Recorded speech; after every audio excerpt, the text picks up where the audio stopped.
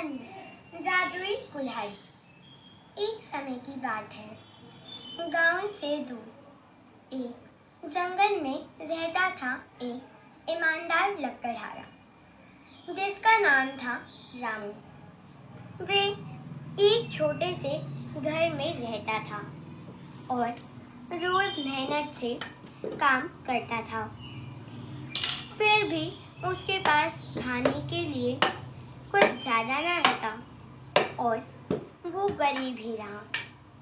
एक दिन वह लकड़ी काटने कहीं दूर गया।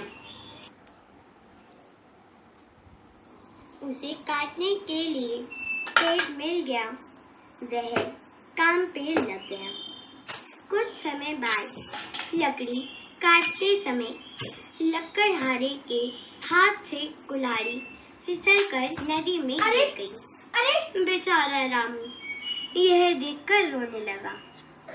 अरे मेरी कुल्हाड़ी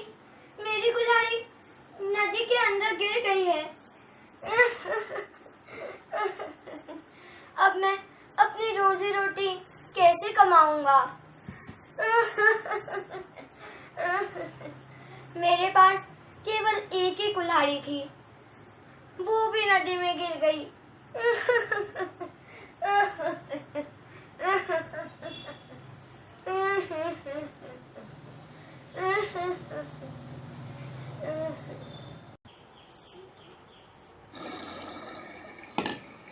रामू उदास बैठा था और अचानक से उसे कुछ सुनाई दिया। मुड़ के देखने पर नदी के अंदर से एक जलपरी निकली।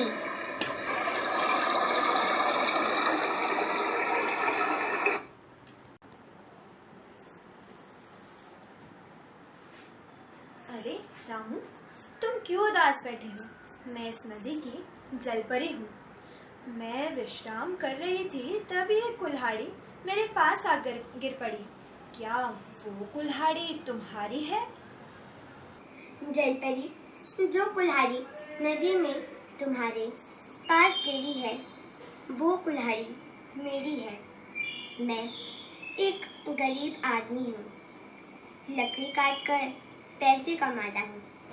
मेरी कुल्हाड़ी फिसलकर नदी में गिर गई है और अब मेरे पास रोजी रोटी कमाने का और कोई रास्ता नहीं है।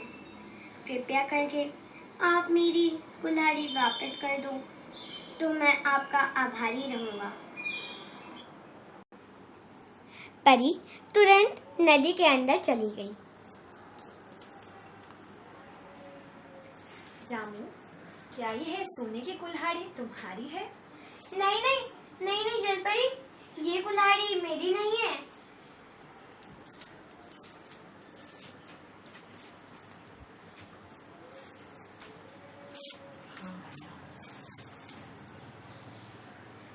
तो रामू, क्या यह चांदी की कुल्हाड़ी तुम्हारी है? नहीं जलपरी, मेरी ये भी कुल्हाड़ी नहीं है। मेरी तो साधारण सी एक लकड़ी की कुल्हाड़ी थी।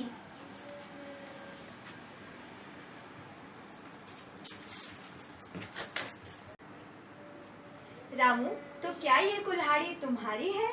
हाँ जलपरी, यह मेरी कुल्हाड़ी ही है। आपका बहुत बहुत धन्यवाद। मैं आपका सदा आभारी रहूंगा।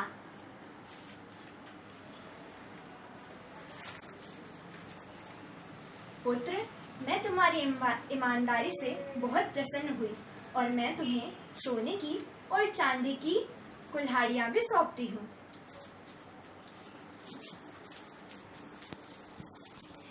आपका बहुत बहुत धन्यवाद। तो बच्चों, देखा ईमानदारी का फल।